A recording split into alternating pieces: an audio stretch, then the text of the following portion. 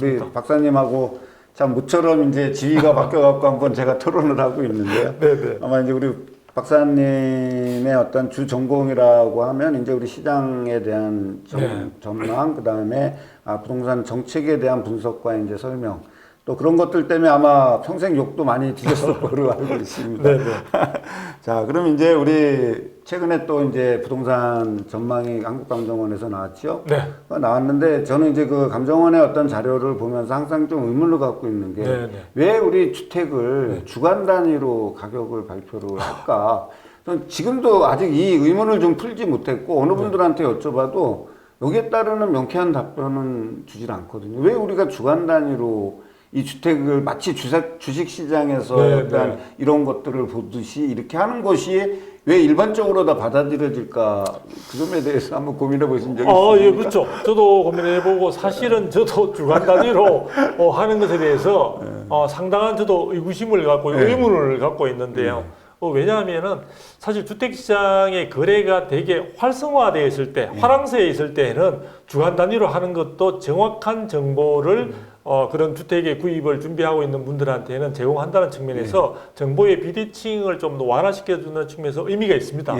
그런데 최근처럼 시장이 불황이고 거래량이 거의 없어요. 없는 가운데 매주 가서 확인해 본들 거래된 거 있습니까? 실거래 사례가 거의 없습니다. 그런 가운데서 어쩔 수 없이 그쪽에서도 과거의 사례를 참고를 한다든지 뭐 이런 식으로 그걸 하다 보니까 지금 매주 발표되는 가격의 변동이라는 것이 과연 샘플도 한정되어 있는 데다가 그게 어떤 의미가 있을까? 그런데 어쨌든 지금 뭐 그 부분은 저도 같은 의문점을 가진다는 건 말씀을 드리고 어쨌든 저는 그런 가운데에서도 정부가 공식적인 자료라는 의미에서 시장에서 여러 가지 그걸 정보를 제공하는 데가 많이 있습니다만 그래도 전 국민들이 믿고 따를 수 있는 국가의 기관이니까 그런 측면에서의 기능은 하고 있다고 보여지는데요. 저는 개인적으로 샘플도 지금보다 뭐 한 10배는 더 늘려야 될 것 같고요. 그 다음에 매주 단위보다는 제가 볼 때는 지금의 시장 상황을 할 때 오히려 국민들을 자극시킨다는 측면도 있기 때문에 저는 뭐 적어도 한 달 정도 해도 분기나 한 달 정도 그렇죠. 해도 그리고 예산도 덜 들어가고 나오는 데이터 자료들이 더 촘촘하고 그다음에 더 의미 있을 거라고 보여지는데 그러니까 제가 볼 때는 그 분기는 우리 국민들의 성격이 조금 급하시기 때문에 분기까지는 못 기다립니다. 못 기다리고 저는 월 단위로 하면 좋을 것 같은데 지금 한국부동산원에서 월 단위로 가격 동향을 또 발표를 하고 있습니다. 그러니까 굳이 예산을 들여서 힘들게 하는 것보다 월 단위로 발표하는 주택 가격을 좀 더 밀도 있게 좀 보완되어서 충실하게 내주는 것이 오히려 낫지 않을까. 그러니까 한국감정원에서 이 부동산을 주간 단위로 발표한다는 거는 한국감정원에서 이 부동산 특히 주택이라는 이 상품을 단기 투자 상품으로 인식하고 있는 건 아닐까요? 그렇죠. 그렇게 본다면은 저는 주간 단위가 뭐 맞죠. 이 부분이 이제 한국부동산원이 사실은 그런 부동산원의 면모로서 한 게 좀 본격적 활동을 한 게 그 문재인 정부 시절인데 그쪽에서는 이 주택이라는 건 공공재 성격도 많이 가지고 있다. 이런 이야기들을 했던 것이 기억이 나는데 그런 성격에서 본다면 웬 주택 거래를 주식 시세의 변화처럼 보도록 일주일마다 그래서 저도 어느 생에 약간 일주일마다 이 주택 가격의 변화 한국부동산원의 발표를 기다리는 생활을 했거든요. 그래서 이거는 조금 이상하지 않나요? 그래서 목요일마다 지금 오후에 발표가 됩니다. 그래서 그때마다 이 어떻게 됐을까? 앞으로 어떤 주택 시장의 방향은 내가 생각하는 것과 같은 식으로 따라가고 있는지를 확인하기 위해서 쳐다보게 되는데 이거는 제가 볼 때 사실 개인적으로 본다면 많은 시간과 그 부분에 대한 노력과 또 관심을 거기에다가 좀 빼앗긴다는 측면에서 그렇게 우리 국민 전체를 볼 때 바람직한 것만은 아닌 것 같습니다. 그러니까 이제 이번에 발표된 그 주간 거래 동향을 보면서 조금 유의미한 이제 분석을 좀 찾아봤는데요. 지금 이제 2023년 들어서 현재까지의 이제 3월 16일 기준입니다. 3월 16일 기준으로 해서 이제 매매가 변동률을 보면 전국 단위로는 마이너스 한 4.8% 정도 하락했고요. 수도권이 이제 마이너스 5.6% 정도 하락했습니다. 그러니까 여전히 이제 하락 기조는 유지가 되고 있다라는 거죠.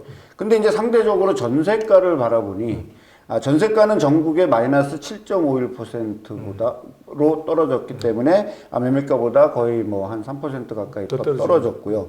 수도권 같은 경우는 전세가가 마이너스 10.03% 하락했습니다. 마찬가지로 2배 가까이 전세가가 하락이 됐는데 결국 우리가 이제 늘 말씀드리는 거지만 전세 가격의 하락은 추가적으로 매매 가격을 견인할 수 있다. 하락하게 유도를 할 수 있다라고 본다라면 지금 이 전세가 매매가를 바라봤을 때 어떤 시장 또 앞으로의 시장 구조는 어떤 식으로 흘러가겠습니까?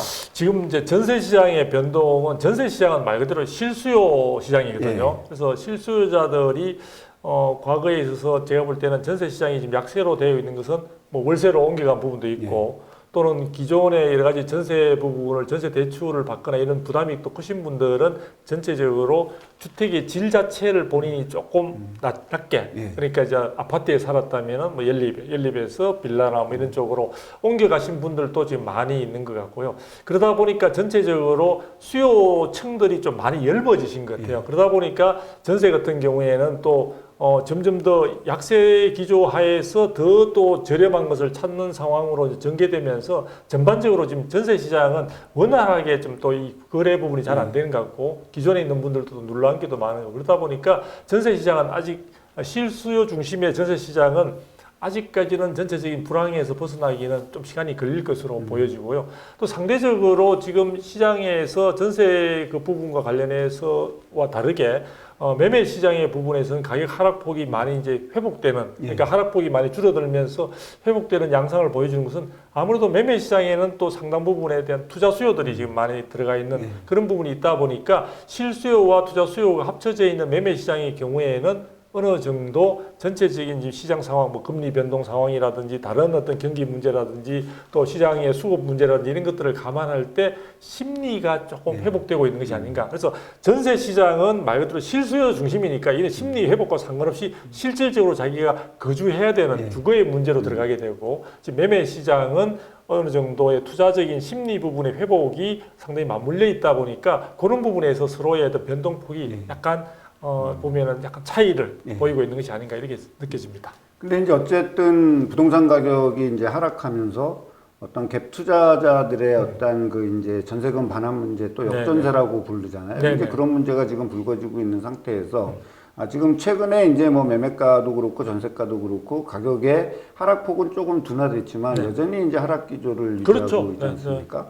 또 당분간은 또 이 기조가 이제 유지될 거라고 보여지는데 아마 이 상황에서 제일 고민스러운 사람들은 이제 실수요자들일 것 같아요. 자, 실수요자들은 지금 집을 사야 되는 건지, 또 이거는 전세를 또 연장해 갖고서 살아야 되는 건지, 전세금 반환의 문제가 있으니까 이거를 다시 또 반전세를 돌려야 되는지, 이제 이런 많은 고민에 좀 빠져 있을 것 같아요. 그분들을 위해서 좀 말씀을 해주신다라면. 저는 뭐 확실하게 이야기할 수 있는 것은 가장 저렴할 때 가장 저렴하게 사시는 것을 권합니다. 그럼 지금은 살 때가 아니라는 얘기. 그러니까 그 부분에 대해서는 판단이 필요한 거죠. 그러니까 이제 지금이 제일 저렴할까? 아니면 좀 더 이런 부분이 연장될까? 아니면 올해 말까지 연장될까? 그 부분을 사실은 많은 전문가들이나 혹은 개인적인 발품을 팔아서 확인해야 되는데요. 이제 제가 생각할 때는 저는 전반적으로 시장 상황에서 뭐 시중에는 뭐 폭락론을 주장하시는 분들도 많이 있는데요. 저는 당초 여러 방송에서도 말씀드리지만 하반기 정도에 가서는 어느 정도 그동안 가장 충격파를 줬던 미국의 금리 인상 행진이 좀 마무리되는 수순을 밟게 되고 그런 부분과 함께 국내에서도 지금 경기 침체 상황을 그대로 방관했다가는 전반적으로 이 부분이 힘들어지는 상황으로 갈 수 있으니까 정부에서도 경기를 어느 정도 회복시킬 수 있는 내년 같은 경우에는 경제 성장률 부분을 갖다가 어느 정도 정상적인 궤도로 끌어올리기 위한 것들이 나올 것으로 보여지고요. 그와 함께 얼어붙었던 심리도 저는 이제 코로나도 좀 진정이 되면서 예상했던 그 굉장히 어려웠던 그 환란의 시간들이 어느 정도 정리되고 있는 시간이다 보니까 저는 올해 말 정도에 있어서는 내년에 또 2024년에 총선도 있고 해서 정치권이든 또 정부든 상당히 국민들이 원하거나 기대하는 바에 많은 공약들도 쏟아질 것으로 보여집니다. 그런 부분들이 부동산 시장에서는 어느 정도 조금 막혔던 부분들을 뚫어줄 수 있는 가능성들이 심리의 부동산 심리 회복으로 연결되면서 저는 원래 말에 조금 제 기대로는 크리스마스 선물처럼 부동산 시장에도 조금 정상적인 모습으로 시장의 모습을 찾아가는 그런 모습으로 비치어질 수 있지 않을까. 그래서 주택을 혹시 실수요자라고 한다면요, 저는 그렇게 너무 따질 필요는 없다고 보여집니다. 왜냐하면 우리가 역대 그 일찍부터 노태우 정부 시절부터 보게 되면요, 부동산 시장 가격은 약간의 부침은 있었지만 대체적으로 그래프를 그려왔고, 세 번의 위기가 있었죠. 한 번은 IMF 때, 또 한 번은 글로벌 금융위기 때, 또 한 번은 우리가 작년이었습니다. 그래서 그런 점들을 감안할 때 합리적인 선택을 여러 가지 그런 요소들과 함께 개인이 가지고 있는 자금 조달의 어떤 상황이나 이런 것들을 해서 하셔야 됩니다. 근데 단 하나 더 중요한 점, 이 굉장히 중요한 점입니다. 뭘까요? 시장은 여러분들이 회복이라는 단어를 할 때 어떤 분들이 저한테 댓글로도 막 달아주세요. 야, 언제 회복될지 네가 어떻게 아느냐. 저는 회복은 아까 말씀드린 대로 하반기부터 온기가 나타날 것으로 저는 기대를 합니다. 다만 그 온기가 나타난 시장의 모습은 예전의 시장의 회복세와 보이던 모습과는 저는 다를 것이다. 우리가 이름하여 그동안 우리가 양극화를 많이 썼는데 초양극화 현상이 나타날 것이다. 그래서 서울이라 하더라도 강북과 강남이 다르고요. 강남이라 하더라도 또 지역구에 따라서 다른 모습을 보여줄 거다.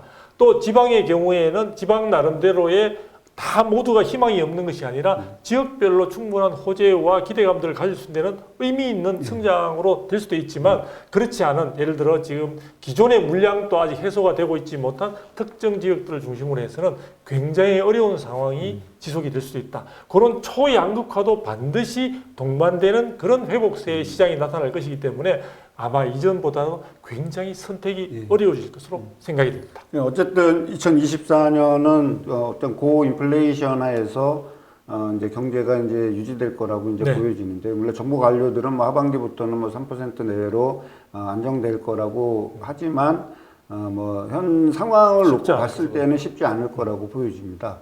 그러다 보니까 이제 집을 신규로 짓고 있는 어떤 건설사 입장에서는 분양가가 점점 올라갈 수밖에 없는 구조가 돼 있는 거죠.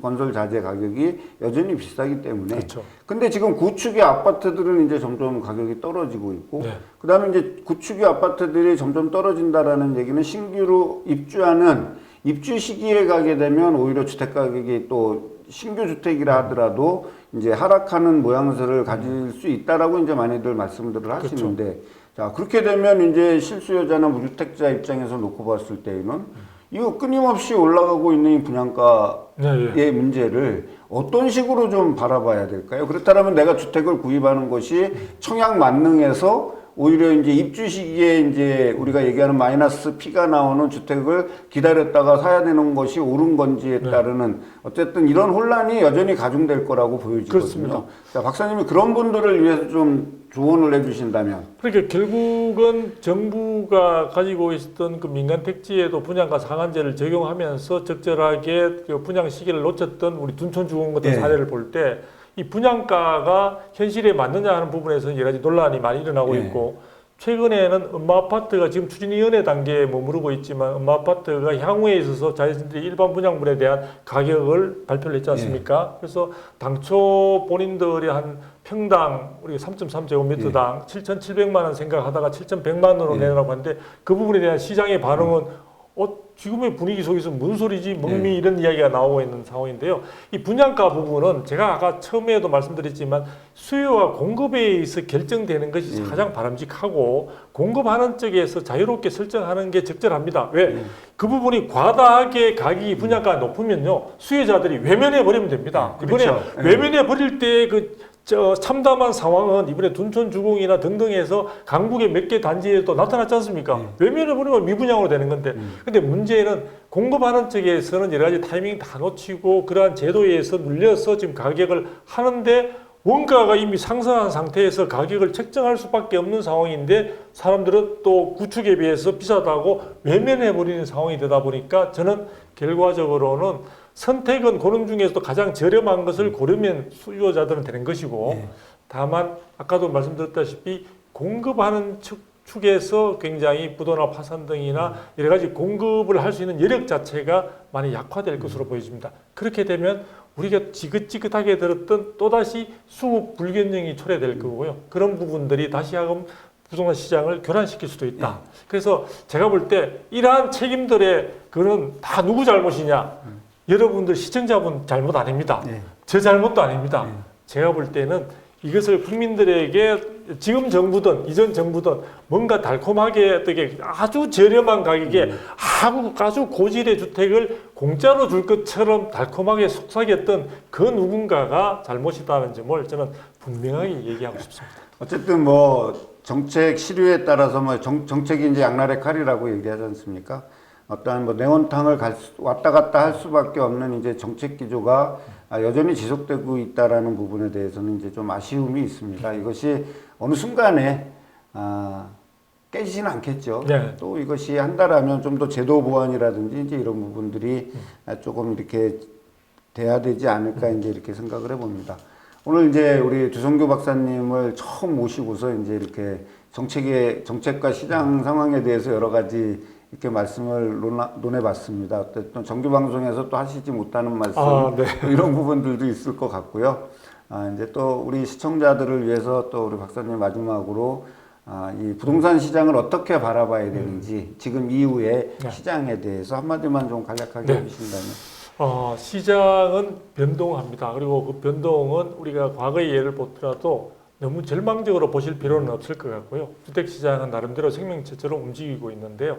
그 부분에서 저는 기본적으로 수요와 공급이 적절하게 작동하는 어떤 그런 시장 기능이 제대로 살리는 정상화가 필요하다고 보여지고요. 그런 부분에서 굉장히 노력한다면은 상당히 장기적으로도 수급 균형에 의해서 사실은 굉장히 안정적인 가격으로 주택을 획득하거나 또 그냥 전세라든지 임대차를 선택할 수 있는 굉장히 선택폭이 넓어지는 그런 시대가 올 것으로 보여집니다. 중요한 것은 그런 부분에 있어서 가장 중요한 역할을 하는 것은 시장이 정상화될 때까지는 정책 당국 그리고 정치권에서 올바른 길을 제시하고 국민들을 위해서 굉장히 합리적이면서도 멋진 그런 방안들을 고민해서 내놓을 책임이 있다는 것을 분명하게 말씀드리고 싶습니다. 오늘 박사님 저 말씀 감사했습니다. 네. 우리 부동산 문제는 어떻게 보면 우리 삶의 전부라고 할 수 있을 만큼 가격도 그렇고 수익의 많은 부분을 차지하고 있기 때문에 섣부른 결정도 할 수가 없습니다. 또 얼마 전까지만 해도 벼락거지가 있었지만 지금은 집거지가 있다고 그러고 심지어는 몸테크라는 이런 용어까지 나올 정도로 우리 부동산 시장이 냉온탕을 왔다 갔다 하고 있습니다. 끊임없이 부동산에 대해서 관심을 가지고 공부하고 발품을 팔지 않는다라면 현명한 선택을 할 수 없는 오늘의 시장을 좀 더 현명하게 대처하는 지혜가 필요합니다. 오늘 감사했습니다.